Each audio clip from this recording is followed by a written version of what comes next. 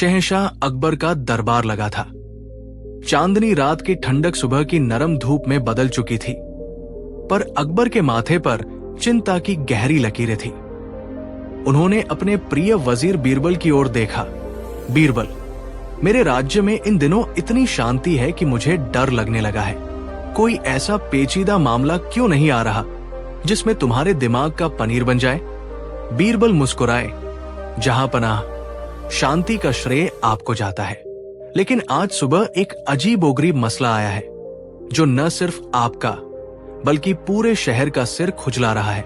तभी दो पड़ोसी व्यापारी, एक हलवाई मुन्नालाल और दूसरा धोबी रतिराम, हाफते हुए दरबार में घुसे। दोनों के हाथों में एक ही गाय की पूंछ थी। गाय बीच में खड़ी थी, जो अपनी इस अजीबोगरीब खींचतान से परेशान लग रही थी। जहां पनाह, ये गाय मेरी है, मुन्नालाल चिल्लाया। रतिराम ने गाय की पूंछ और जोर से खींची। झूठ, ये तो मेरे खूंटे पर बंधी थी। अकबर ने उलझन में गाय को देखा। ये तो रोजमर्रा का झगड़ा था, पर बीरबल का अनसुना फैसला अभी आना बाकी था। 153 शब्द। बीरबल ने शांत मुद्रा में आगे बढ़कर दोनों को पूंछ तुरंत छोड़ने का आदेश दिया। जब तक ये बेचारी गाय दर्द से कराह रही है, मैं कोई फैसला नहीं सुना सकता। मुन्नालाल और रतिराम ने हिचकिचाते हुए पूंछ छोड़ी। फिर बीरबल ने दरबारियों की ओर देखा और अपनी अनूठी शर्त रखी। मुन्नालाल, बीरबल ने कहा, तुम अपनी दुकान की सबसे स्वादिष्ट जलेबी का एक टुकड़ा गाय के आगे रखो, और रतिराम, तुम अपनी सबसे सफेद स्टार्च लगी धोती गाय को सूंघाओ। पूरा दरबार हक्का बक्का रह गया। ये कैसा न्याय था? मिठाई बनाम धुलाई। अकबर भी अपनी दाढ़ी सहलाते हुए बोले, बीरबल, क्या तुम सच में सोचते हो कि गाय धोती की खुशबू पर कोई फैसला लेगी? बीरबल मुस्कुराए। जहां पनाह, गाय भूखी होगी तो मिठास चुनेगी, पर यदि वो अपने मालिक को पहचानती होगी तो वो उसकी पसंद और देखभाल की ओर जरूर खींची जाएगी। ये फैसला गाय खुद करेगी। 138 शब्द। मेवाराम, जो अपनी जलेबियों पर अपनी जान छिड़कता था, अपनी थाली में रखी गाढ़ी चाशनी से टपकती जलेबी लेकर घुटनों के बल बैठ गया। रतिराम ने भी गर्व से अपनी बर्फ सी सफेद और तेज स्टार्च वाली धोती को पकड़कर गाय के सामने हवा में फैला दिया। दरबार में सन्नाटा छा गया। सभी की आंखें गाय पर टिकी थी। गाय ने पहले मीठी सुगंध पर ध्यान दिया, उसकी नाक फड़की। फिर उसने उस कड़क कपड़े की ओर देखा जिससे रतिराम को रोजगार मिलता था। एक पल की दुविधा के बाद गाय ने जलेबी को पूरी तरह नजरअंदाज किया और धीरे से अपना सिर आगे बढ़ाया। उसने अपनी जीभ निकालकर खर-खर की आवाज करते हुए रतिराम की नई धोती को चाटना शुरू कर दिया। मेवाराम के चेहरे का रंग उड़ गया। अकबर अविश्वास में थे। बीरबल ने तालियां बजाते हुए घोषणा की, रतिराम, ये गाय तुम्हारी है। कोई भी जानवर मीठे को छोड़ स्टार्च लगी धोती को तब तक नहीं चाटेगा जब तक कि वो अपने मालिक के काम की खुशबू से परिचित न हो। मेवाराम, जो अब तक अपनी हार स्वीकार नहीं कर पा रहा था, वो चिल्लाया, ये अन्याय है। महज एक जानवर के चाटने से कोई मालिक नहीं बन जाता। जलेबी तो पुरानी हो सकती है। अकबर ने हाथ उठाकर उसे शांत किया। मेवाराम, बादशाह ने दृढ़ता से कहा, तुमने अपनी तर्क शक्ति को गवा दिया है। बीरबल का ज्ञान अद्भुत है। गाय ने अपने भोजन के बजाय उस कपड़े को चुना जिससे उसके मालिक का पेट भरता है। ये जुड़ाव किसी सबूत से कम नहीं। रतिराम ने तुरंत गाय की रस्सी थामी। उसकी आंखों में आंसू थे। उसने झुककर बीरबल के पांव छुए और उन्हें धन्यवाद दिया। बीरबल ने मुस्कुराते हुए कहा, न्याय की कसौटी हमेशा मीठे लालच से हटकर सच्चे परिश्रम की महक को पहचानती है। मेवाराम का मुंह लटक गया। उसे अब जुर्माने के तौर पर धोबी रतिराम को क्षतिपूर्ति देनी पड़ी और उसे खाली हाथ लौटना पड़ा। दरबार में फिर से बीरबल की जय जयकार होने लगी। अकबर ने मुस्कुराते हुए कहा, बीरबल, तुम हमेशा एक सीधी समस्या को एक टेढ़ी सोच से हल करते हो, जो कि बिल्कुल सही होती है। ये एक ऐसा फैसला था जिसे पीढ़ियों तक धोबियों ने अपनी सत्यनिष्ठा की मिसाल के तौर पर याद रखा। अकबर अभी भी पिछली विजय की मुस्कान लिए बैठे थे जब अगले ही क्षण एक और जटिल पहेली ने दरबार के दरवाजे पर दस्तक दी। इस बार दो पड़ोसी हलवाई गंगाराम और दर्जी सुंदरलाल आपस में भिड़े हुए थे। वे दोनों एक ही चीज पर अपना दावा ठोक रहे थे, एक विशाल और चमकदार शुद्ध सोने का अंडा जो उन्हें गांव के पुराने कुएं के पास मिला था। गंगाराम ने तर्क दिया, जहांपनाह, मैं तो मिठाई बनाने के लिए शुद्ध घी लेने जा रहा था। ये सोने का अंडा मेरे मीठे भाग्य की निशानी है। सुंदरलाल ने चीख कर कहा, बिल्कुल झूठ, मैं दर्जी हूं और कपड़े सीने जा रहा था। ये अंडा उस कठोर मेहनत का फल है जो मेरी सुई और धागे ने सालों तक की है। अकबर उलझन में पड़ गए। उन्होंने बीरबल की ओर देखते हुए कहा, बीरबल, क्या तुम इस निर्जीव वस्तु के सच्चे मालिक का पता लगा सकते हो? ये तो पिछली समस्या से भी ज्यादा अटपटा मामला है। बीरबल ने वो चमकदार अंडा उठाया, उसे गौर से देखा और रहस्यमयी ढंग से मुस्कुरा दिए। उन्होंने कहा, जहांपनाह, असली मालिक का फैसला ये अंडा नहीं बल्कि एक खास भोज करेगा। बीरबल ने अगले दिन शाम को एक भव्य शाही भोज का आयोजन करवाया। निमंत्रण सुंदरलाल दर्जी और लाला जौहरी दोनों को भेजा गया। दरबार में सैकड़ों दीपक जल रहे थे और मेज पर एक से बढ़कर एक पकवान सजे थे। विवादित अंडा एक मखमली आसन पर रखा मेज के ठीक बीचों बीच चमक रहा था। जैसे ही दोनों दावेदार अपनी अपनी जगह पर बैठे, बीरबल ने गंभीरता से कहा, जहांपनाह, मालिक का फैसला भोज के अंत में होगा, लेकिन एक शर्त है। ये अंडा इस भोज का मुख्य हिस्सा है, इसलिए इसे छूना या इसके बारे में बात करना मना है। जो शर्त तोड़ेगा वो अंडा हमेशा के लिए खो देगा। दर्जी सुंदरलाल की आंखें बार बार व्यंजनों से भटककर अंडे पर जा टिकी। उसकी बेचैनी साफ दिख रही थी। दूसरी ओर जौहरी लाला ने अपने महंगे पकवानों का स्वाद ऐसे चखा जैसे वो अंडा वहां था ही नहीं। बीरबल ये सब ध्यान से देख रहे थे और उनके चेहरे पर अब और गहरी मुस्कान आ गई थी। भोज समाप्त होते ही बीरबल खड़े हुए और बोले, मालिक अब मिल चुका है। बीरबल ने अपनी उंगली दर्जी सुंदरलाल की ओर उठाई और घोषणा की, मालिक तुम हो। सुंदरलाल। जौहरी लाला गुस्से से चीख पड़ा, ये कैसी नाइंसाफी है? मैंने तो शर्त का पूरा पालन किया। मैंने उस अंडे को एक पल के लिए भी नहीं देखा, नहीं बात की। जीत मेरी होनी चाहिए। बीरबल मुस्कराए, लाला जी, शर्त शारीरिक स्पर्श या मौखिक उल्लेख की थी, लेकिन एक अदृश्य शर्त भी थी, मानसिक स्वामित्व। सुंदरलाल की आंखें बार बार अंडे को निहारती रहीं। वो जानता था कि वो शर्त तोड़ रहा है, फिर भी वो अपने बहुमूल्य खजाने पर चिंता किए बिना रह नहीं सका। ये एक मालिक की सहज बेचैनी थी। उन्होंने लाला की ओर देखा, और तुम, लाला, तुमने तो उस अंडे को ऐसे अनदेखा किया जैसे वो कीमती नहीं बल्कि कूड़ा हो। असली मालिक, विशेषकर खतरे के समय, किसी चीज को इस हद तक उपेक्षित नहीं कर सकता। तुम्हारा पूर्ण अलगाव वास्तव में ये दिखाता है कि तुम उसे खोने से बेपरवाह थे। इसलिए सुंदरलाल ने भावनात्मक रूप से कम ये स्वीकार किया कि वो कितना कीमती है। बीरबल ने घोषणा की, सुंदरलाल ने शर्त तोड़ने का जोखिम उठाया क्योंकि वो सचमुच चिंतित था। अंडा उसी का है। लाला गुस्से से उछल पड़ा, ये अन्याय है जहांपनाह। शर्त मैंने निभाई और सजा मुझे मिली। ये कैसा अनसुना फैसला है? नियम तोड़ने वाले को मालिक घोषित करना तो सीधे सीधे बीरबल की मनमानी है। अकबर ने अपनी दाढ़ी सहलाई और बीरबल की ओर उत्सुकता से देखा। बीरबल, क्या तुम इस विरोधाभास को स्पष्ट करोगे? तुमने शर्त का पालन करने वाले को हारा हुआ क्यों घोषित किया? बीरबल मुस्कुराए। उनके चेहरे पर एक शरारती चमक थी। जहांपनाह, मैंने पहले ही कहा था कि ये एक अनसुना फैसला होगा। अब बात यह है, ये अंडा जिसके लिए ये दोनों लड़े, वो तो असल में एक चमकदार पत्थर का टुकड़ा था। दरबार में सन्नाटा छा गया। सब हैरान थे। बीरबल ने आगे कहा, असलियत में कोई नुकसान नहीं होने वाला था, लेकिन सुंदरलाल ने जोखिम लिया क्योंकि उसका लगाव सच्चा था। एक पत्थर के लिए इतनी चिंता, यही गुण उसे सच्चा मालिक बनाता है।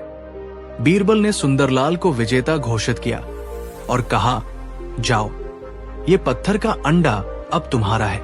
इसकी चिंता के लिए तुम्हें इनाम भी मिलेगा। इस अप्रत्याशित फैसले से सेठ रामनाथ, जो दूसरा दावेदार था, का चेहरा उतर गया। वो बुदबुदाया, एक पत्थर की परवाह करने पर जीत, ये कैसा न्याय है? बीरबल ने शांत मुद्रा में उसकी ओर देखा और कहा, सेठ जी, चिंता ही परवाह की असली कीमत है। आपने इसे एक वस्तु माना, जबकि सुंदरलाल ने इसे एक जीवंत चीज समझा जिसकी रक्षा जरूरी है। ये पत्थर बेशक कीमती न हो, लेकिन सुंदरलाल का लगाव अनमोल है। बादशाह अकबर, जो अब तक मौन थे, अपनी कुर्सी से खड़े हो गए। उन्होंने जोरदार ठहाका लगाया। वाह बीरबल, तुमने फिर साबित कर दिया कि न्याय केवल कानून की किताबों में नहीं, बल्कि मन की समझदारी में छिपा होता है। अकबर ने सुंदरलाल को 10 स्वर्ण मुद्राएं देने का आदेश दिया और साथ ही सेठ रामनाथ को चेतावनी दी कि अगली बार वो किसी वस्तु की नहीं, बल्कि उसके पीछे की भावना की कद्र करे। सुंदरलाल पत्थर और इनाम पाकर खुशी खुशी दरबार से विदा हुआ और बीरबल की बुद्धिमानी की गाथा पूरे नगर में फैल गई। कुछ दिन बाद, जब सुंदरलाल के पत्थर की कहानी पुरानी हो चली थी, दरबार में एक और विचित्र मामला आया। ये मामला था 2 पड़ोसियों, किशनलाल और मोहनदास का। किशनलाल मशहूर सारंगी वादक था, जो रात के चौथे पहर तक रियाज करता था। वहीं मोहनदास एक बुनकर था, जिसे बारीक धागों का काम करने के लिए पूर्ण शांति की आवश्यकता थी। मोहनदास ने शिकायत की, जहांपना, किशनलाल की संगीत की आवाज मेरी एकाग्रता भंग कर देती है। मैं भूखा मर रहा हूं क्योंकि मैं रात में काम नहीं कर पाता। किशनलाल ने तर्क दिया, हुजूर, संगीत मेरी रोटी है। अगर मैं रियाज नहीं करूंगा तो भूखा मर जाऊंगा। क्या मुझे अपनी कला छोड़ने का हुक्म दिया जाएगा? अकबर असमंजस में पड़ गए। ये संगीत बनाम शांति का ऐसा द्वंद्व था, जिसमें किसी एक पक्ष को पूरी तरह शांत करना अन्याय था। उन्होंने हमेशा की तरह बीरबल की ओर देखा। बीरबल मुस्कुराए और उन्होंने दोनों की ओर देखकर एक ऐसा फैसला सुनाने का मन बनाया जिसकी कल्पना किसी ने नहीं की थी। बीरबल ने गहरी सांस ली और बोले, जहां तक बात आजीविका की है, दोनों अपनी जगह सत्य है, लेकिन समस्या ये है कि आप दोनों का काम सही समय पर नहीं हो रहा। उन्होंने किशनलाल की ओर देखा। संगीतकार, तुम रियाज करोगे, लेकिन अब से तुम्हारा अभ्यास सूर्योदय से पहले ब्रह्मा मुहूर्त में, यानी भोर के समय होगा। उस समय न तो दर्जी सिलाई करता है और न ही शहर पूरी तरह जागता है। तुम्हारी कला शुद्ध वातावरण में खिलेगी। फिर बीरबल ने शांतिलाल की ओर मुड़कर एक अटपटा निर्देश दिया, और दर्जी, चूंकि तुम्हें रात की शांति भंग होने से इतनी शिकायत है, इसलिए तुम्हारी एकाग्रता भंग करने का हथ अब सिर्फ तुम्हें ही होगा।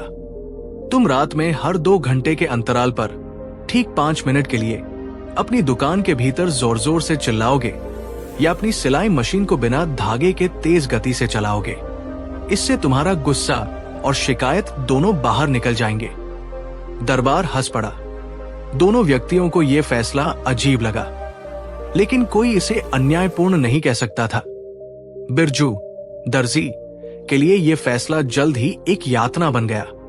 पहली रात जब वो गहरी नींद में था, तो उसे अपनी ही दुकान के भीतर खड़े होकर 2 बजे और फिर 4 बजे जोर जोर से चिल्लाना पड़ा। अपनी ही नींद को भंग करने का ये अनुभव असहनीय था। दूसरे दिन सुबह वो इतना चिड़चिड़ा और थका हुआ था कि सिलाई में लगातार गलतियां कर रहा था। उधर शांतिलाल, हलवाई, को दोपहर की तपती धूप में अपनी खुशबूदार रोटियां बनानी पड़ रही थी। गर्मी के कारण काम धीमा हुआ और शाम तक आते आते उसकी रोटियों की ताजगी चली जाती। बासी माल के कारण उसके ग्राहकों ने शिकायत करना शुरू कर दिया। केवल 3 दिनों के भीतर बिरजू की रातों की शांति पूरी तरह नष्ट हो चुकी थी और शांतिलाल का व्यापार ठप होने की कगार पर था।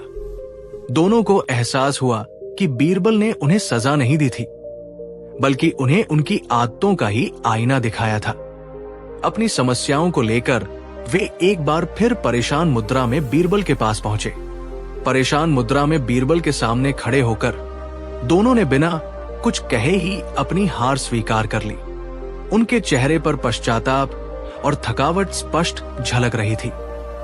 बीरबल ने उनकी उदासी भरी शक्लें देखी और शांत स्वर में पूछा, क्या हुआ? क्या इत्र की सुगंध से बिरजू की रोटियां जल गई, या रोटियों के शोर ने शांतिलाल के व्यापार को बंद कर दिया? बिरजू तुरंत हाथ जोड़कर बोला, हुजूर, माफ कीजिए। मैंने कभी नहीं सोचा था कि किसी की जीविका में अनावश्यक बाधा डालना कितना बड़ा अन्याय है। पड़ोस की पीड़ा कितनी गहरी होती है, ये हमें अब पता चला। शांतिलाल ने सिर झुकाया। महाराज, हमें हमारे पुराने काम पर वापस भेज दीजिए। हम अब पड़ोसी धर्म का पालन करेंगे और कभी शिकायत नहीं करेंगे। बीरबल मुस्कुराए। वापसी संभव है, लेकिन मेरा फैसला अभी अधूरा है। बिरजू और शांतिलाल, तुम दोनों एक दूसरे के बिना अधूरे हो। उन्होंने अपनी पगड़ी ठीक की और रहस्यमय ढंग से बोले, आज से तुम दोनों साझेदारी में काम करोगे। बीरबल ने घोषणा की, शांतिलाल अपने इत्र बनाने का काम रात में करेगा, जब ठंडक होती है। उसकी सुगंध सुबह तक बिरजू की दुकान को महक आएगी। और बिरजू, तुम अपनी रोटियां भोर में बनाओगे, ताकि शोर से इत्र का काम प्रभावित न हो। इस तरह शांतिलाल की शीतलता तुम्हारी रोटियों की ताजगी बनाए रखेगी। ये सुनकर दोनों हैरान रह गए। बिरजू, जिसका चेहरा आटे और पसीने से सना था, विरोध में चीखा, ये कैसी साझेदारी? हुजूर, मेरी गर्माहट से उसका कीमती इत्र उड़ जाएगा। और मेरी रोटियां, क्या वे गुलाब जल वाली रोटियां कहलाएंगी? शांतिलाल, हमेशा की तरह शांत पर अंदर से भयभीत, बोला, जी जहां पनाह। बिरजू की तंदूर की आग मेरे दुर्लभ केवड़े को जला देगी। ये अन्याय है। बीरबल ने अपनी उंगली उठाई। यही तो मेरा नुस्खा है। बिरजू, तुम्हारी रोटियों की गर्माहट सुबह तक शांतिलाल की दुकान के बर्तनों को हल्की सी सेंक देगी, जिससे इत्र की खुशबू और भी गहरी हो जाएगी। और शांतिलाल के काम की ठंडक तुम्हारी रोटियों की नमी बरकरार रखेगी। वे सुबह तक ताजी रहेंगी। बीरबल ने अकबर की ओर देखा। जहां पनाह, ये सिर्फ समय सारणी नहीं, ये स्वाद और सुगंध का संगम है। अब शहर में इत्र सुगंधित रोटी की एक नई किस्म बिकेगी। दरबार ठहाकों से गूंज उठा। दोनों व्यापारी पहले तो मुंह लटकाए खड़े रहे, पर जब कुछ ही दिनों में उनकी मिलीजुली दुकान पर भीड़ उमड़ने लगी, तो उन्हें बीरबल के अनसुने फैसले की बुद्धिमत्ता समझ आई। ये सचमुच एक जीत जीत का सौदा था। ये नया व्यापार देखते ही देखते पूरे आगरा में छा गया। लोग दूर दूर से उस अनोखी दुकान पर आने लगे, जहां गर्मा गर्म रोटियों में मोगरे या चंदन की हल्की खुशबू समाई होती थी। शांतिलाल और गुलाबचंद दोनों ही फूले नहीं समा रहे थे। उन्हें अब झगड़ने का नहीं, बल्कि मुनाफा गिनने का समय मिलता था। अकबर भी इस अजीबोगरीब सफलता से बेहद प्रभावित हुए। एक सुबह उन्होंने उत्सुकतावश खुद इत्र सुगंधित रोटी चखी। पहली निवाला लेते ही उनकी आंखें चमक उठीं। अद्भुत बीरबल, अकबर ने हंसते हुए कहा, तुमने तो सिद्ध कर दिया कि विरोधाभास में भी व्यापार का स्वाद छिपा हो सकता है। जहां दुनिया सिर्फ चीजों को अलग करना जानती है, वहीं तुम उन्हें मिलाकर एक नया स्वाद रचते हो। बीरबल ने मुस्कुराते हुए जवाब दिया, जहां पनाह, यह सिर्फ न्याय नहीं था, यह साबित करना था कि सही तालमेल बिठा दिया जाए तो रोटी और इत्र दोनों का पेट भरा जा सकता है। और इस तरह वो अजीबोगरीब साझेदारी हमेशा के लिए आगरा की सबसे सफल और सुगंधित कहानी बन गई। कुछ सप्ताह शांति और सुगंधित व्यापार के बीतने के बाद दरबार में एक और अजीबोगरीब मामला सामने आया। इस बार झगड़ा दो सबसे धनी व्यापारियों के बीच था, मियां नक्काश और सेठ धनीराम। उनका विवाद किसी सोने या जवाहरात पर नहीं, बल्कि एक पुराने दरारों से भरे हुए मिट्टी के मटके पर था। दोनों दावा कर रहे थे कि वो मटका उनका है और उसे किसी भी कीमत पर देने को तैयार नहीं थे। जहां पनाह वजीरों ने फुसफुसाया, इतने अमीर आदमी एक टूटे हुए बर्तन के लिए लड़ रहे हैं, ये तो अहंकार की लड़ाई लगती है। अकबर ने खींचते हुए बीरबल की ओर देखा। बीरबल, क्या ये न्याय का समय है या सिर्फ इन मूर्खों को डांटने का? बीरबल ने मटके को ध्यान से देखा, जो बाहर से बिल्कुल बेकार लग रहा था। उन्होंने मुस्कुराते हुए कहा, जहां पनाह, जब लालच साफ दिख जाए तो फैसला आसान होता है, पर जब कोई वस्तु बाहर से तुच्छ लगे और फिर भी धनी लोग उसके लिए लड़े, तो समझना चाहिए कि उसके अंदर कुछ ऐसा है जिसे आंखें नहीं देख सकती। मैं इस मटके का वजन तौल कर नहीं, बल्कि इन दोनों के इरादों को तौल कर फैसला सुनाऊंगा। बीरबल ने दोनों व्यापारियों को शांत रहने का इशारा किया और मटका उठा लिया। उन्होंने न तो उसे तोड़ा, न ही उसका वजन किया।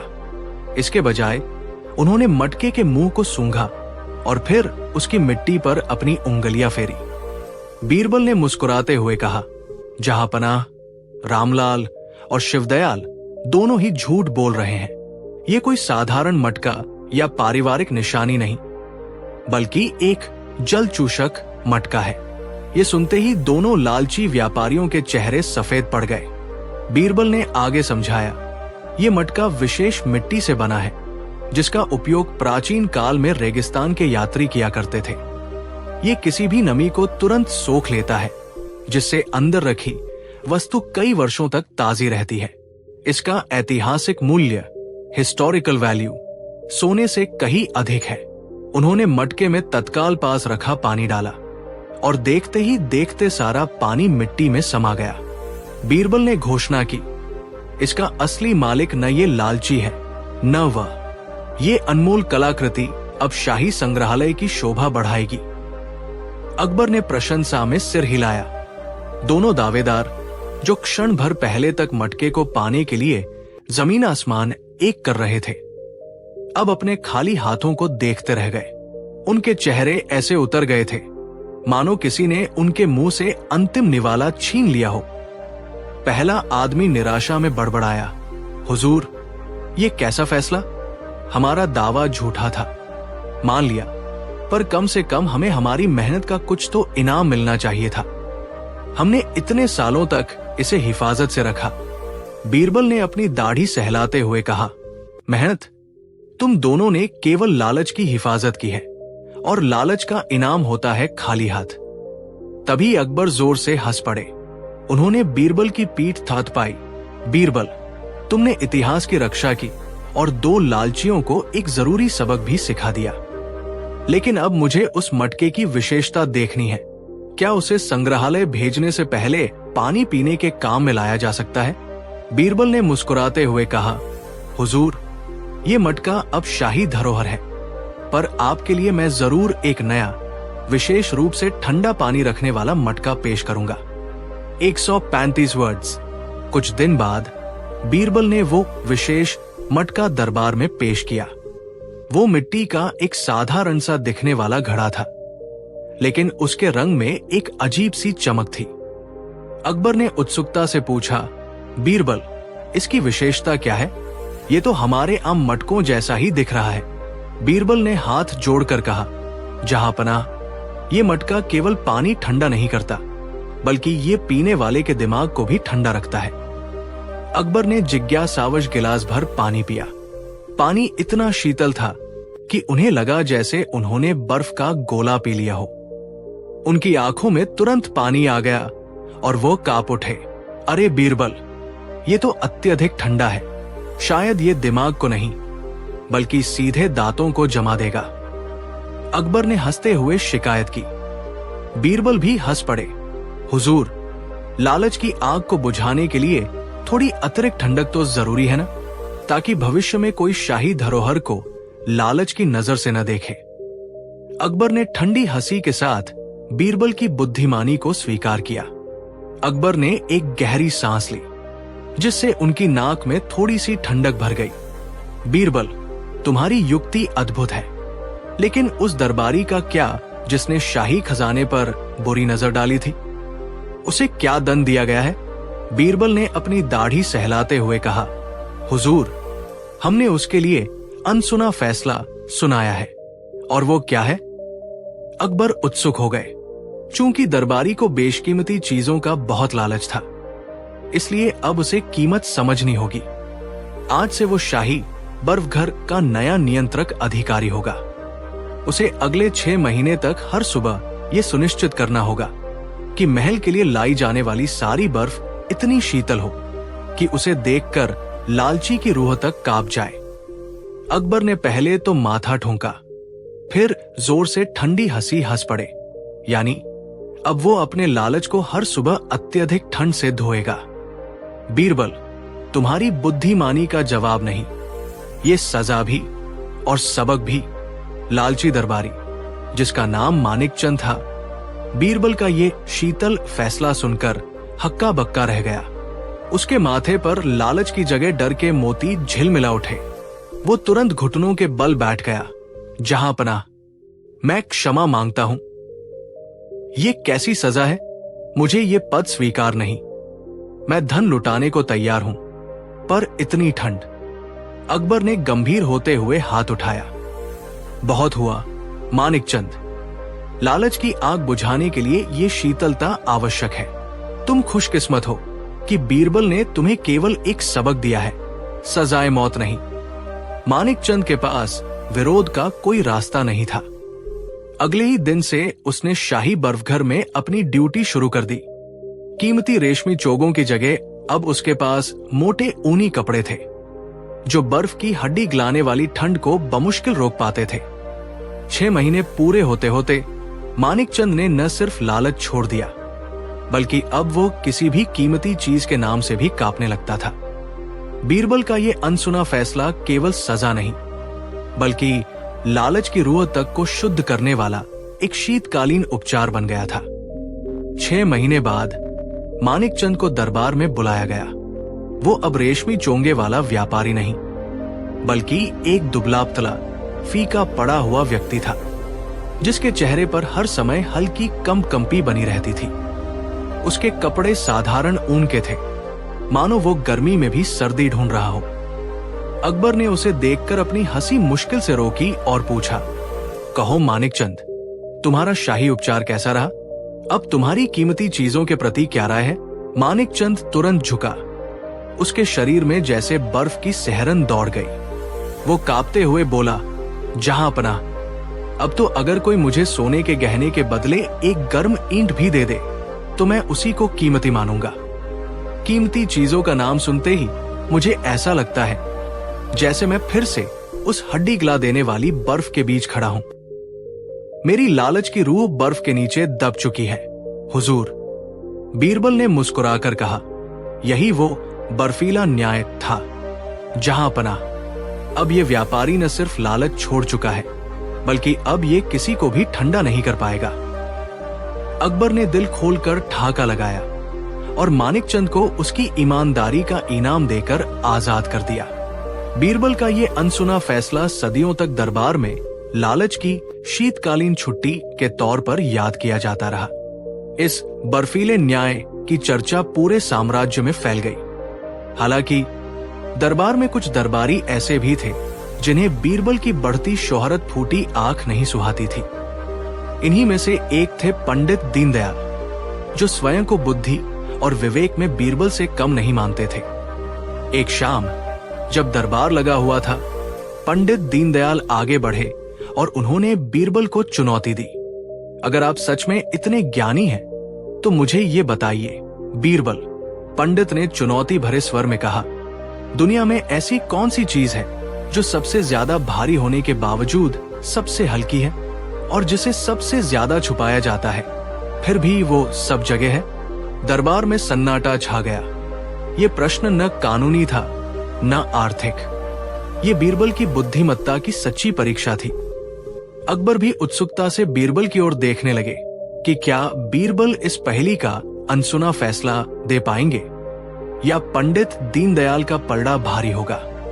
बीरबल ने सहजता से मुस्कुराया, जैसे ये सवाल उनके लिए सुबह की सैर जितना आसान हो। उन्होंने पंडित को अपनी बगल में खड़ा होने का इशारा किया। बीरबल ने पंडित दीनदयाल को एक गहरी नपी तुली मुस्कान के साथ देखा।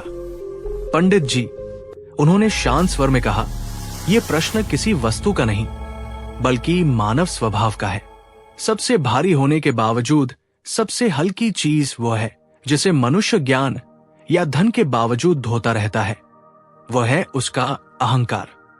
दरबार के सदस्य फुसफुसाए। बीरबल ने अपनी बात जारी रखी, ये इतना भारी होता है कि अच्छे अच्छे विद्वानों को नीचे झुका देता है और उनकी बुद्धि पर पर्दा डाल देता है। फिर भी वास्तविकता की एक ठोकर से अहंकार की गांठ इतनी हल्की होती है कि ये तुरंत टूट जाती है। उन्होंने सभा की ओर मुड़ते हुए आगे कहा, और जिसे सबसे ज्यादा छुपाया जाता है फिर भी वो सब जगह है, वो भी यही अहंकार है। इसे छिपाने की जितनी कोशिश की जाती है उतना ही ये व्यक्ति की वाणी, चाल और उसके प्रश्नों में झलक जाता है। बीरबल ने अंत में पंडित की ओर देखा, ये मेरा अनसुना फैसला है पंडित जी। अहंकार सबसे भारी बोझ है और इसे अपने सिर पर रखने वाला व्यक्ति ही दरबार में सबसे हल्का सिद्ध होता है। अकबर ने जोरदार तालियां बजा दी। पंडित दीनदयाल का चेहरा उतर चुका था। पंडित दीनदयाल की हताशा स्पष्ट थी। उनकी आंखों में भरी शर्मिंदगी देखकर अकबर ने उन्हें और शर्मिंदा करना उचित नहीं समझा। उन्होंने शांत स्वर में कहा, पंडित जी, बीरबल का फैसला अंतिम है, अब आप जा सकते हैं। पंडित ने सिर झुकाया और चुपचाप दरबार से बाहर निकल गए। उनके जाते ही अकबर ने बीरबल को गले लगाया। वाह बीरबल, ये कैसा अनसुना फैसला था। तुमने ये सिद्ध कर दिया कि अहंकार वास्तव में उस छोटे से बच्चे की तरह है जिसे हर कोई छुपाता है, लेकिन जैसे ही वह रोता है उसकी उपस्थिति पूरे घर को पता चल जाती है। बीरबल ने झुककर उत्तर दिया, जहां पनाह, अब पंडित जी को अपने सिर पर सबसे भारी बोझ नहीं उठाना पड़ेगा, क्योंकि उन्होंने उसे दरबार में ही उतार दिया है। इस बात पर पूरा दरबार ठहाकों से गूंज उठा। अकबर ने हंसी रोकते हुए अपने सिंहासन पर आराम से आसन जमाया।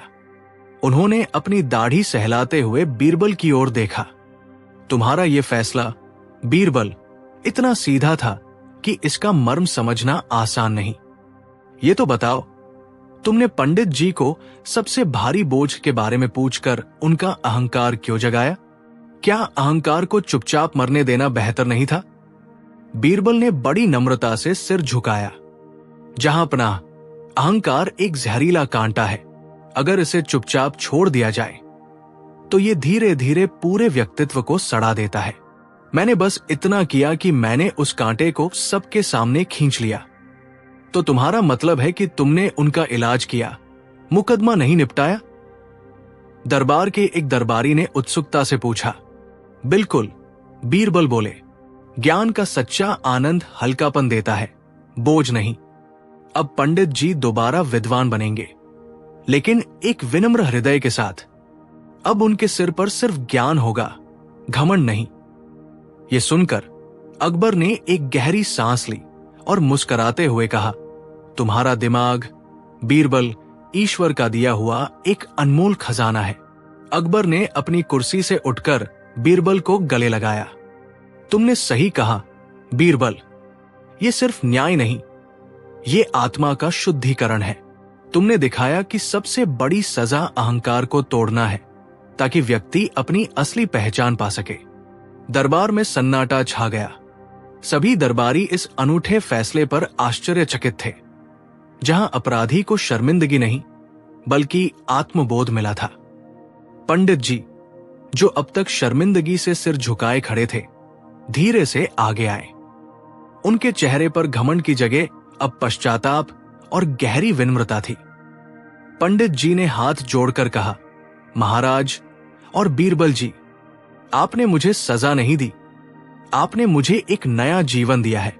अब मैं सिर्फ पढ़ूंगा नहीं, मैं विनम्रता के साथ सीखूंगा और ज्ञान को बोझ नहीं, उपहार मानूंगा।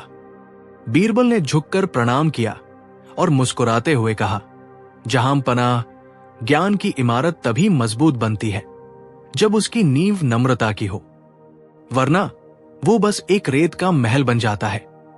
अकबर हंस पड़े। उस दिन दरबार ने समझा कि सच्चा न्याय कभी कभी तलवार से नहीं, बल्कि समझदारी और दया से होता है। कुछ हफ्तों बाद बीरबल की बुद्धिमानी की गूंज दूर दूर तक फैल चुकी थी। एक सुबह दरबार में अजीबोगरीब मामला आया। शहर के दो जाने माने व्यापारी रामलाल और श्यामदास एक तोते के मालिकाना हक को लेकर झगड़ रहे थे। ये तोता कोई साधारण पक्षी नहीं था। ये कई भाषाएं बोलता था और हिसाब किताब भी करता था। तोता, जिसका नाम हीरामन था, पिंजरे में बैठा सब सुन रहा था। रामलाल ने जोर देकर कहा, जहांपनाह, ये तोता मेरे पुरखों की निशानी है। श्यामदास ने इसे धोखे से हथिया लिया है। श्यामदास ने तुरंत पलटवार किया, झूठ, मैंने इसे बाजार में उचित दाम देकर खरीदा है और मेरे पास उसकी रसीद भी है। अकबर ने दोनों की बहस सुनी। तोता किसका है यह साबित करना मुश्किल लग रहा था, क्योंकि दोनों के पास अपने अपने झूठे गवाह थे। अकबर ने थककर बीरबल की ओर देखा। बीरबल, अब तुम ही बताओ, इस मूक बोलने वाले विवाद को कैसे सुलझाया जाए? बीरबल हंसे, हुजूर, तोता तो बोलता है और जब कोई बोल सकता है तो फैसला क्यों नहीं सुना सकता? यह कहकर बीरबल ने हीरामन की ओर रहस्यमयी ढंग से देखा, जैसे वो तोते से ही कुछ पूछने वाले हों। बीरबल ने सिपाही को तुरंत बुलाया और आदेश दिया, इस पिंजरे को फौरन महल के सबसे ऊंचे बुर्ज पर ले जाओ और ध्यान रहे वहां पिंजरे का दरवाजा खुला छोड़ देना। दोनों दावेदार ये सुनकर हक्के बक्के रह गए। पहला व्यक्ति चीखा, आप तोते को उड़ाना चाहते हैं, मेरा हजारों का नुकसान हो जाएगा। बीरबल ने शांत लहजे में जवाब दिया, नुकसान या न्याय, ये अभी तय हो जाएगा। हुजूर, अगर ये तोता किसी एक का है तो वो आजादी मिलने पर भी अपने घर को पहचानेगा और अपने मालिक के पास वापस आएगा। उन्होंने आगे कहा, हम दोनों दावेदारों को बुर्ज के पास दूर दूर खड़ा करेंगे। दोनों तोते को जोर से पुकारेंगे नहीं, सिर्फ अपना स्नेह और लगाव दिखाएंगे। तोता जिसकी ओर उड़कर जाएगा वही उसका सच्चा मालिक होगा। अकबर ने सिर हिलाया। यह तरीका नया था, पर बीरबल के तर्क में दम था। तोता शायद इंसान से बेहतर सच जानता होगा। योजना पर तुरंत अमल हुआ। दोनों दावेदारों को शाही बुर्ज के नीचे 50 कदम की दूरी पर खड़ा किया गया। बीरबल के इशारे पर तोते को पिंजरे से निकालकर आजाद कर दिया गया। तोता पहले तो थोड़ा लड़खड़ाया, फिर उसने हवा में 3 चक्कर लगाए। सभी की आंखें उस हरे पक्षी पर टिकी थी, लेकिन किसी एक दावेदार की ओर उड़ने के बजाय तोता अचानक दिशा बदलकर तेजी से नीचे उतरा। वो दावेदारों के पीछे खड़ी भीड़ में गया और एक फल बेचने वाली बूढ़ी महिला की टोकरी पर जाकर बैठ गया। बूढ़ी महिला आश्चर्य से चिल्ला उठी, ये मेरा सबसे मीठा केला क्यों खा रहा है? दरबार में क्षण भर के लिए सन्नाटा छा गया। अकबर ने भौहें चढ़ाई। ये तोते की ओर से एक अप्रत्याशित बगावत थी। बीरबल ने मुस्कान दबाते हुए कहा, हुजूर, तोते का फैसला तो आ गया, पर अब हमें यह समझना होगा कि इसकी नजरों में स्नेह और घर का मतलब क्या है। यह फैसला उन दोनों दावेदारों का नहीं, बल्कि इस बूढ़ी मां के केले का है। अकबर ने अपनी कुर्सी से थोड़ा आगे झुककर कहा, बीरबल, तुम्हारी बातों में दम तो है, पर यह बूढ़ी मां तो दावेदार भी नहीं है। तुम तोते की इस मूर्खतापूर्ण भूख को स्नेह कैसे कह सकते हो? बीरबल ने टोकरी वाली महिला की ओर सम्मान से देखते हुए कहा, हुजूर, यह भूख का नहीं, बल्कि विश्वास का फैसला है।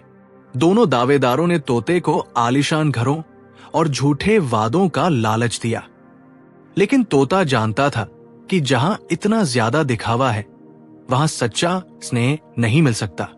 तो फिर इस केले में क्या था? शहंशाह ने पूछा।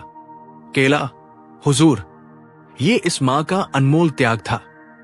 तोते ने यह जांचने के लिए सबसे मीठा केला खाया कि बूढ़ी मां विरोध करती है या नहीं। ये महिला, जिसके पास खाने को कम था, उसने तुरंत अपने नुकसान पर शोर मचाया। ये शोर इस बात का सबूत है कि वो अपनी चीजों से कितना सच्चा लगाव रखती है। तोते ने यह देखकर तय किया कि असली और निस्वार्थ स्नेह न तो अमीरी में है, न ही आजादी के वादे में, बल्कि इस बूढ़ी मां के सबसे मीठे केले में है। इसलिए तोता यही रहेगा, इस भीड़ में, स्वतंत्र और बिना किसी झूठे पिंजरे के। ये सुनते ही बूढ़ी महिला की आंखें भर आई। दावेदार चकित रह गए। बीरबल ने फिर साबित कर दिया कि उनका न्याय इंसानों से परे भावनाओं की गहराई को छूता है। अकबर मुस्कुराए। उनकी आंखों में बीरबल के लिए गहरा सम्मान था। बीरबल, तुम हमेशा सिद्ध करते हो कि असली चीजों का मोल बाजार की कीमतों से नहीं लगाया जा सकता। लेकिन धनी व्यापारी, जो तोते का मुख्य दावेदार था, यह सुनकर अपमानित महसूस किया। उसने तुरंत आपत्ति जताई। जहांपनाह, यह सरासर अन्याय है। एक मामूली केले के बदले मैंने हजारों अशर्पिया खर्च करने की पेशकश की थी।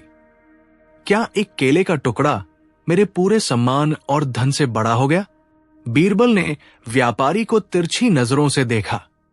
व्यापारी जी, केले का टुकड़ा बड़ा नहीं हुआ। बीरबल ने शांत लेकिन तीखी आवाज में कहा। बड़ी है उस बुढ़िया की भावना जिसने तोते को आजाद देखकर भी उसके लिए सबसे मीठा फल बचाकर रखा। प्रेम की कोई अशर्पी नहीं होती। तुम तोते को पिंजरा देना चाहते थे, वो बुढ़िया उसे जीवन दे रही है। ये सुनते ही बूढ़ी मां ने खुशी से तोते को अपने सीने से लगा लिया। उस तोते ने तुरंत उनके कंधे पर अपनी चोंच से एक मीठी गुंजन की, जैसे सहमति दे रहा हो। दरबार में उपस्थित सभी लोग बीरबल के इस अनसुने फैसले के सामने नतमस्तक हो गए। अब कोई बहस बाकी नहीं थी। ये फैसला सुनकर बादशाह अकबर खुशी से चिल्ला उठे। वाह बीरबल, तुमने प्रेम और व्यापार का अंतर एक ही क्षण में समझा दिया। उन्होंने तुरंत उस लालची व्यापारी को दरबार से बाहर निकालने का आदेश दिया और उसे चेतावनी दी कि वो भविष्य में किसी भी जीव के प्रेम को भौतिक संपत्ति से न तौले। शर्मिंदा व्यापारी बिना एक शब्द कहे सिर झुकाकर चुपचाप दरबार से निकल गया। इसके बाद अकबर ने बूढ़ी मां की ओर देखा, जिनकी आंखों में अब आंसू नहीं बल्कि एक दिव्य चमक थी। बादशाह ने घोषणा की, इस निस्वार्थ भावना का मोल अशर्पियों से नहीं हो सकता, पर फिर भी प्रेम का सम्मान जरूरी है।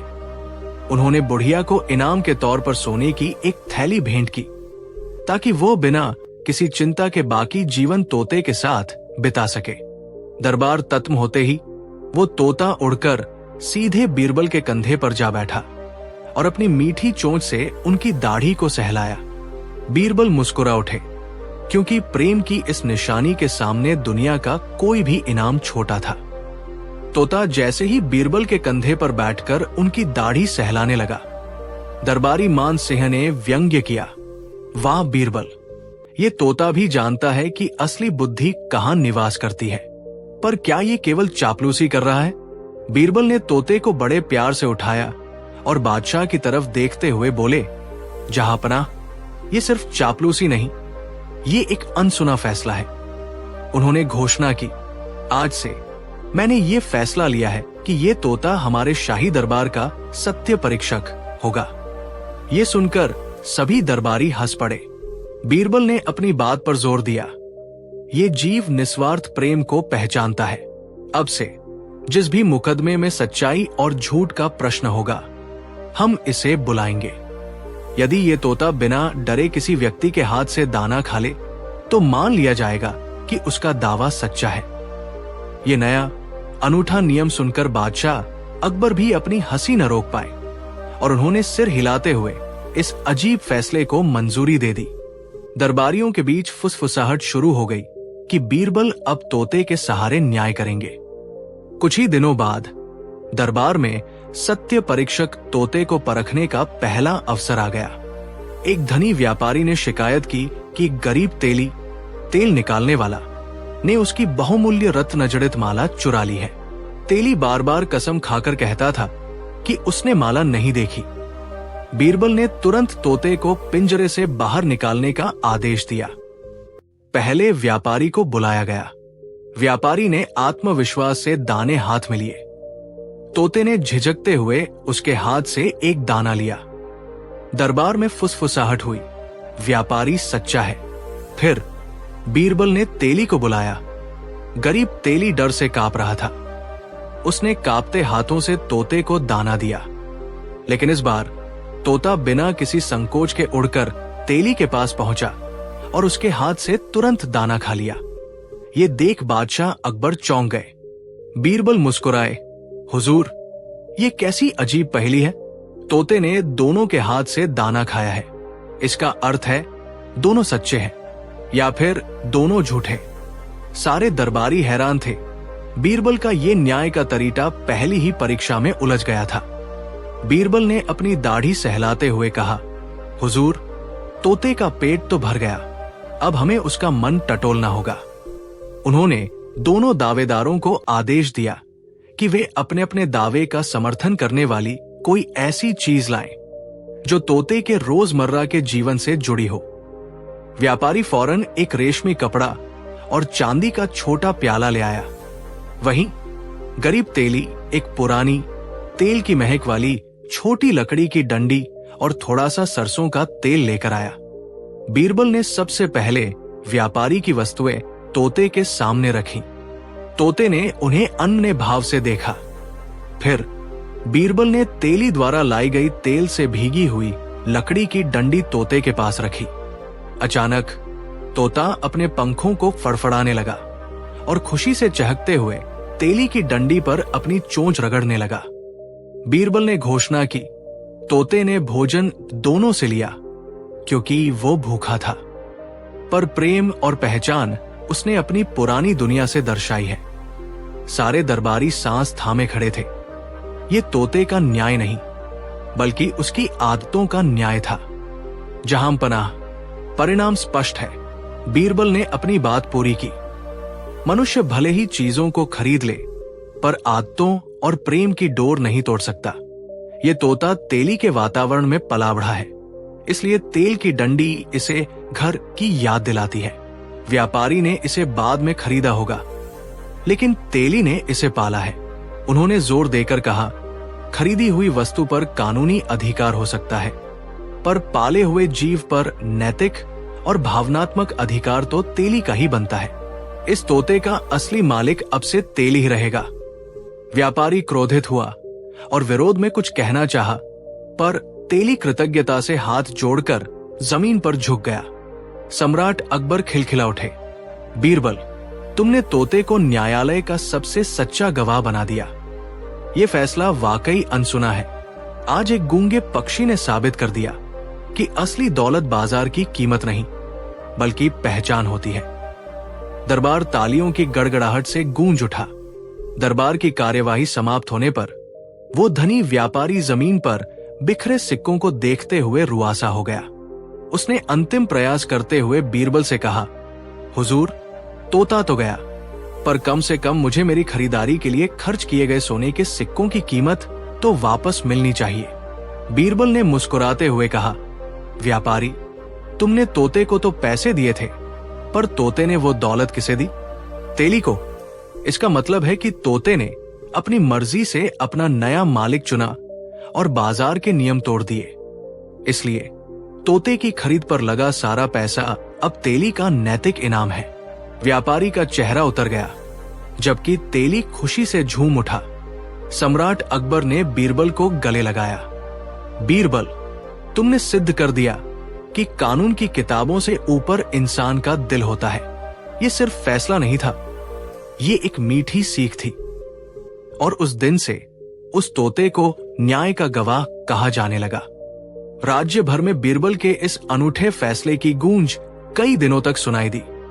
दूर दराज के राज्यों से आए यात्रियों ने भी इस तोते वाले न्याय कि कहानी सुनकर दांतों तले उंगलियां दबा ली।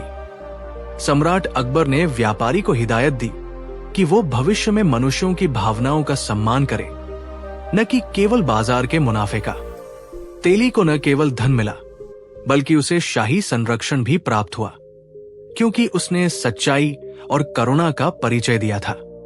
बीरबल ने मुस्कुराते हुए कहा, महाराज, कभी कभी सबसे बड़े नियम पिंजरे के अंदर नहीं, बल्कि आजाद उड़ान में मिलते हैं।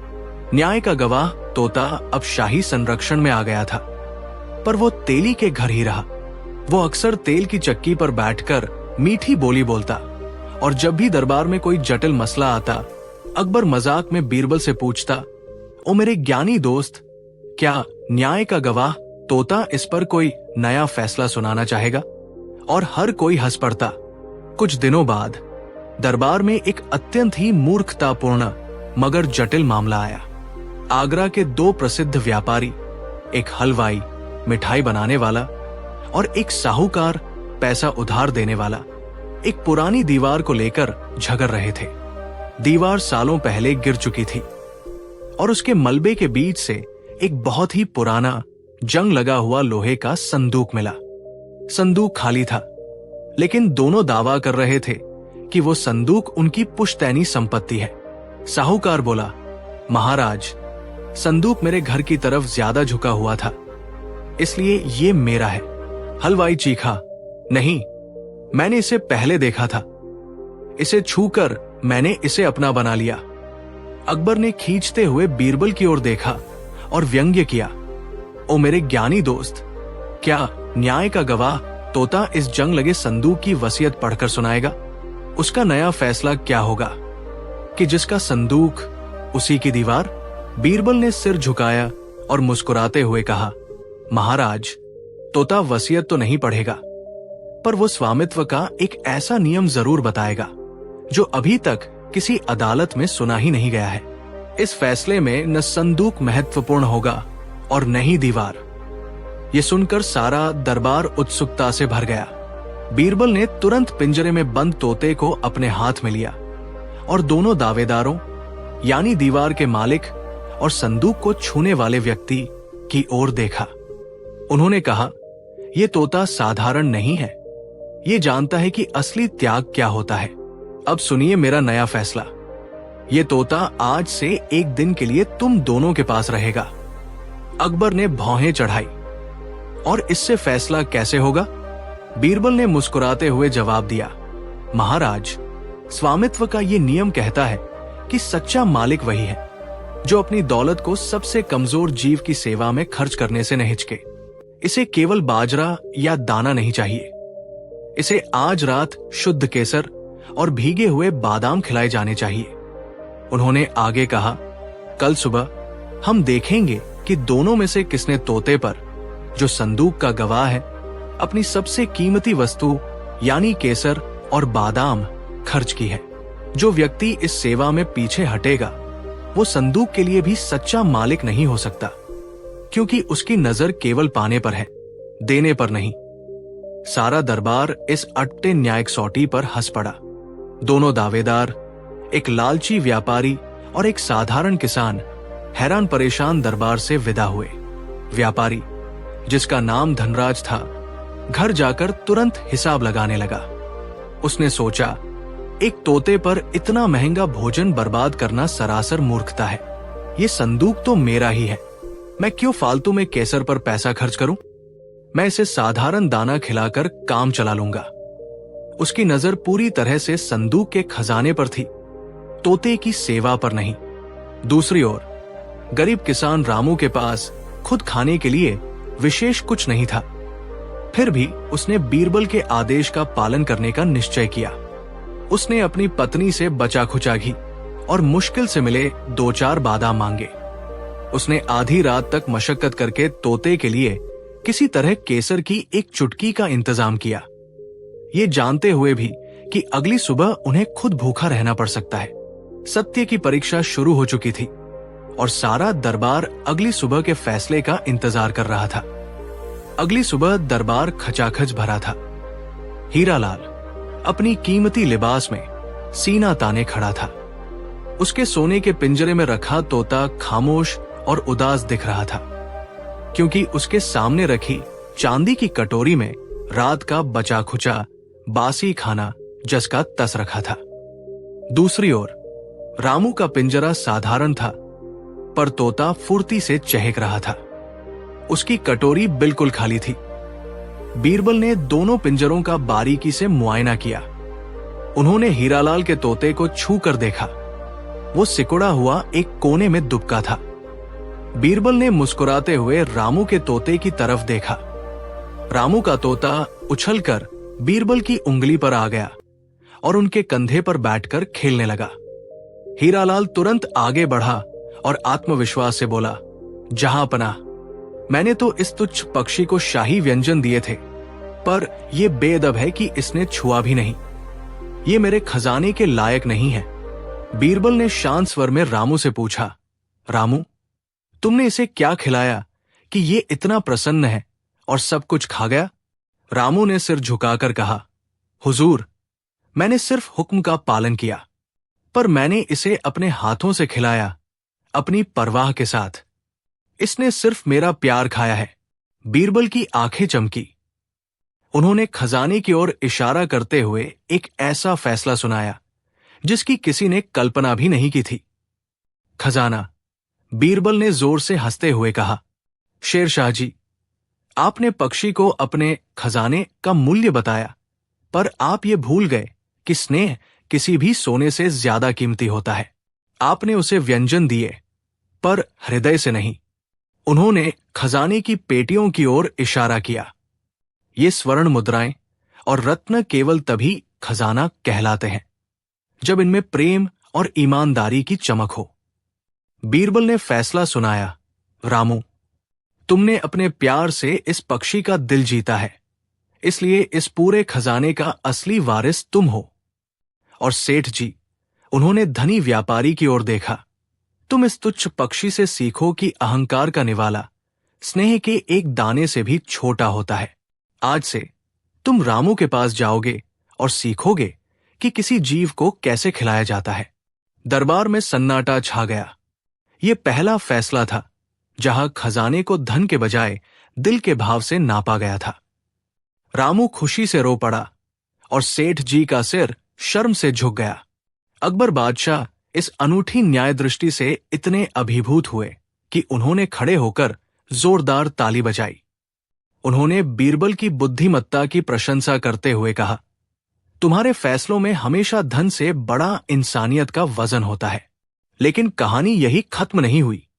अगले दिन से बीरबल के आदेशानुसार सेठ जी को हर सुबह रामू की छोटी सी झोपड़ी के पास मैले कुचले कपड़े पहने पक्षियों के लिए दाना पीसते हुए देखा जाने लगा। जो हाथ कभी केवल मोहरे गिनते थे, आज उन्हें बाजरे के दानों को मसलने में पसीना आ रहा था। सेठ जी को सबसे ज्यादा दिक्कत तब हुई जब एक नन्हे कबूतर ने उनके घुटने पर बैठकर दाना चुगना शुरू कर दिया। डर के मारे सेठ जी उछल पड़े। रामू ने हंसते हुए कहा, सेठ जी, डरिए नहीं। स्नेह का निवाला इतना छोटा होता है कि वो अहंकार का पहाड़ भी तोड़ देता है। धीरे धीरे सेठ जी ने सीखा कि सबसे बड़ा खजाना बैंक में नहीं, बल्कि किसी जीव के पेट में भरा संतोष होता है। उनका अहंकार तो टूट गया, पर उनके चेहरे पर पहली बार एक सच्ची मुस्कान आई। कुछ दिनों बाद सेठ जी सम्राट अकबर के दरबार में हाजिर हुए। उनके कपड़े भले ही थोड़े मैले थे, पर उनकी आंखों में अब सुनहरी मोहरों की चमक नहीं, बल्कि अद्भुत संतोष का भाव था। कहो सेठ जी, बादशाह ने मुस्कुराकर पूछा, बाजरे का हिसाब कैसा रहा? सेठ जी ने झुककर प्रणाम किया। जहांपनाह, मैंने सीखा कि संपत्ति का बोझ अहंकार बढ़ाता है, जबकि सेवा का हल्कापन सच्ची खुशी। बीरबल मुस्कुराए। उन्होंने संकेत किया कि सेठ जी का प्रायश्चित पूरा हुआ। मगर फिर बीरबल ने अपना अनसुना फैसला सुनाया, हुजूर, इन सेठ जी को आजाद कर दिया जाए, किंतु अब से इन्हें अपनी तिजोरी में रखे धन का 5वां हिस्सा हर महीने भूखे पक्षियों के लिए कबूतर टैक्स के रूप में जमा कराना होगा। दरबार में फुसफुसाहट फैल गई। और हां, बीरबल ने जोड़ा, इन्हें अपनी दुकानदारी के मुनाफे का हिसाब कागज पर नहीं, बल्कि बाजरे के दानों से तौलकर करना होगा। 1 दाना 1 रुपया। सेठ जी ने पहली बार बिना किसी शिकायत के इस अजीब फैसले को स्वीकार किया। सेठ जी अजीब फैसला स्वीकार कर अपने व्यापार पर लौटे। शुरुआत में बाजरे का हिसाब रखना उनके लिए एक भीषण सजा साबित हुआ। पहले दिन ही छोटे मोटे लेन देन के लिए उन्हें हजारों दाने गिनने पड़े। उनकी आंखों के सामने दानों का ढेर लगता गया और सिर दर्द बढ़ता गया। जल्दी ही सेठ जी को बीरबल के फैसले का असली मर्म समझ आया। छोटे और अनावश्यक सौदेबाजी से सिर्फ मेहनत बढ़ती थी, धन नहीं। इसलिए उन्होंने तुरंत अपनी पुरानी आदतें छोड़ी और सिर्फ साफ सुथरे और बड़े मुनाफे वाले व्यापार पर ध्यान केंद्रित किया, जिससे दानों की गिनती कम हो जाए। महीने के अंत में जब उन्होंने अपनी तिजोरी का 5वां हिस्सा कबूतर टैक्स चुकाने के लिए बाहर रखा, तो उन्हें पहली बार लगा कि धन सिर्फ जमा करने के लिए नहीं, बल्कि बांटने के लिए भी होता है। उनकी हवेली जल्द ही पक्षियों के कलरव से गूंज उठी और सेठ जी ने पाया कि ये शोर उनकी तिजोरी की खामोशी से कहीं ज्यादा मधुर था। बीरबल का ये अजीब टैक्स सेठ जी के लिए प्रायश्चित से ज्यादा एक नया संतोष बन गया। कुछ दिनों बाद आगरा के बाजार में ये कानाफूसी फैल गई कि बीरबल ने सेठ को कबूतरों का संरक्षक बना दिया है। जिस सेठ के दरवाजे पर कोई भिखारी खड़ा नहीं हो सकता था, उसी हवेली के आंगन में अब रोज सैकड़ों परिंदों का जमघट लगता था। बादशाह अकबर ने जब सेठ को खुद बड़े प्रेम से परिंदों को दाना खिलाते देखा, तो उन्हें यकीन नहीं हुआ। उन्होंने तुरंत बीरबल को बुलाया। बीरबल, अकबर ने मजाक में पूछा, ये कैसा न्याय है? क्या अब तुम तिजोरी भरने वालों को पक्षियों का ख्याल रखने का दंड दे रहे हो? बीरबल मुस्कुराए, जहांपना, मैंने केवल सेठ जी के लालच को सही दिशा दी है। तिजोरी में बंद धन सिर्फ बोझ होता है, पर जब वही धन भूखों को मिले, चाहे वो इंसान हो या परिंदे, तो वो संतोष बनकर वापस आता है।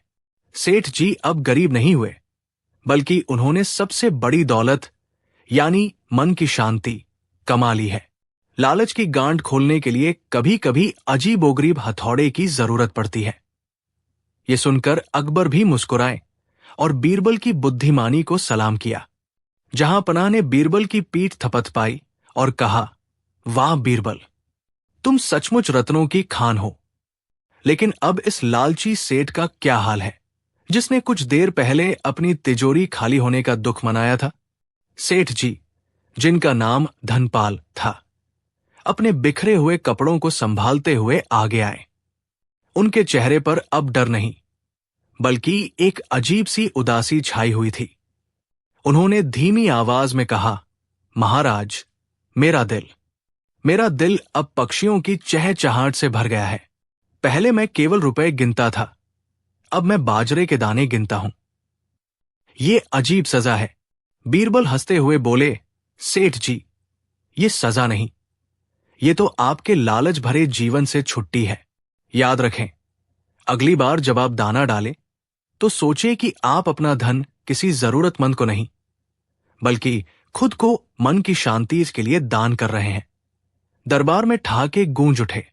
धनपाल को पहली बार लगा कि दौलत से ज्यादा खुशी लोगों के हंसने में होती है।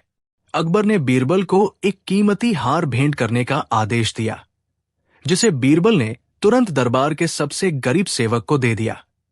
जहांपनाह, असली गहना तो न्याय है, बीरबल ने विनम्रता से कहा। अकबर ने बीरबल की ओर देखा।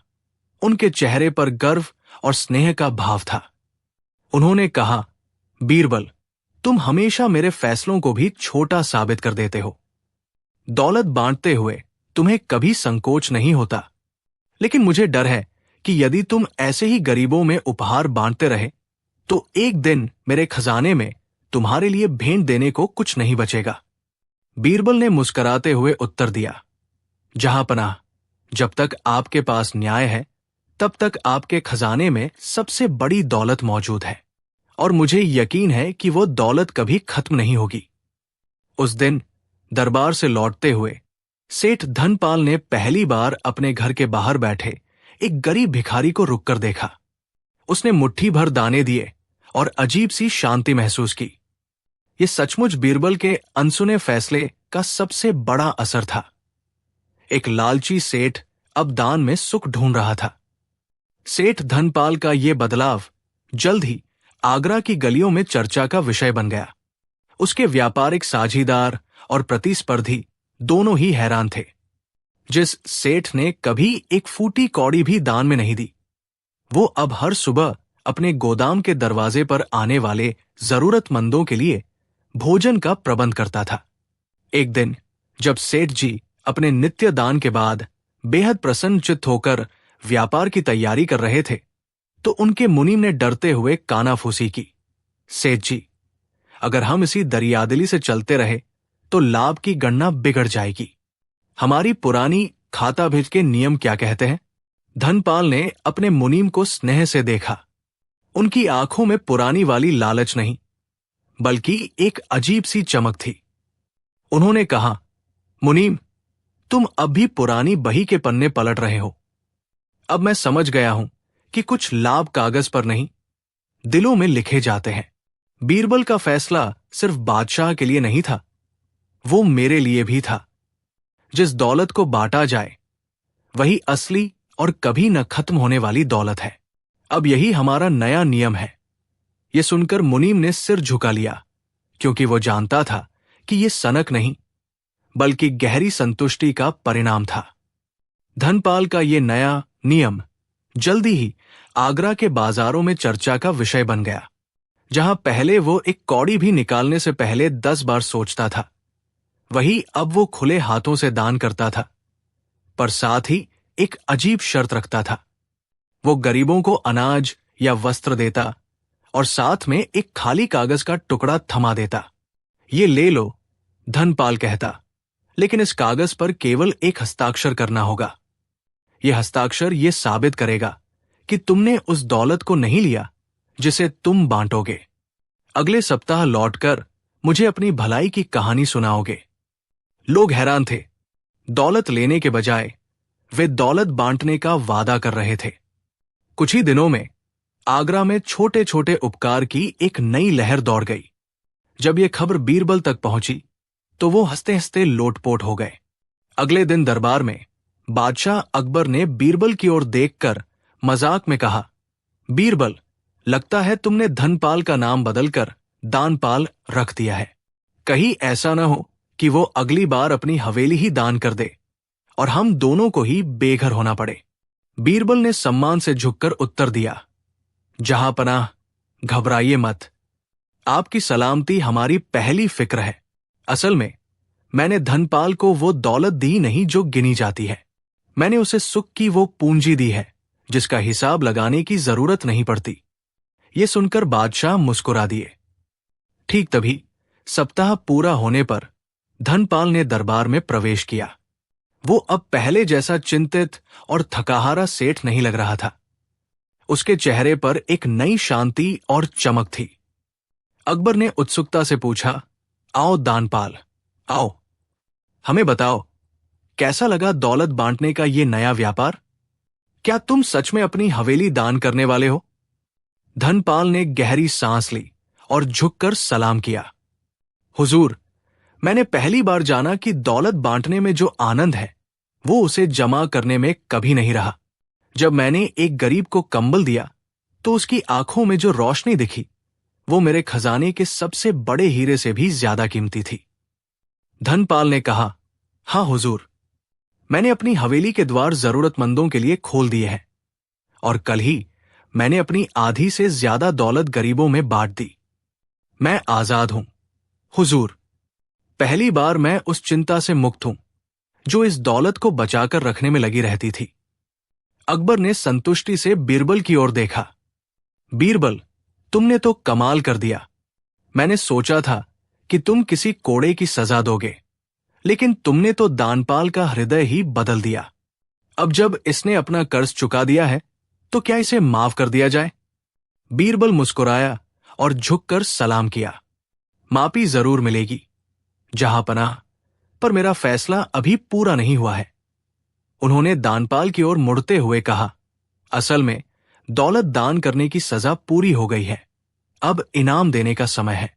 चूंकि तुमने देने का असली मूल्य पहचान लिया है, इसलिए मैं आदेश देता हूं कि तुम्हारा शेष धन और तुम्हारी हवेली, जो तुमने दान करने की घोषणा की थी, वो तुम्हें वापस कर दी जाए। यह सुनकर दरबार में सन्नाटा छा गया। सेठ दानपाल खुद हैरान था। उसने कांपते स्वर में पूछा, वापस? क्यों हुजूर? बीरबल की आंखों में शरारतपूर्ण चमक थी। वापस इसलिए